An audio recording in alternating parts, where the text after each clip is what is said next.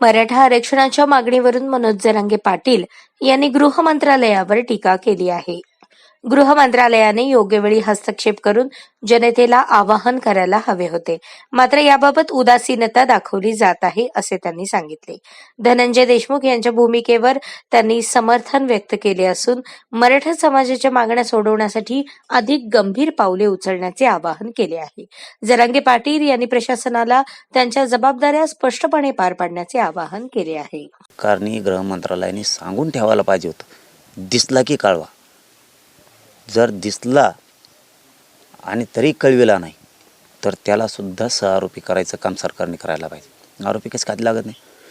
प्रत्येकाला त्यांनी सांगायला पाहिजे, राज्यातल्या एक आरोपींना लपून ठेवू नका, आणि जर तुमच्या कोणाकडे असेल तर तो पोलिसांना कळवा, आमच्याकडे आहे म्हणून, किंवा अमुक अमुक ठिकाणी आरोपी म्हणून. हे आव्हान गृह मंत्रालयाने करायला पाहिजे. तसे तातडीचे आदेश गृह मंत्रालयाने काढले पाहिजे.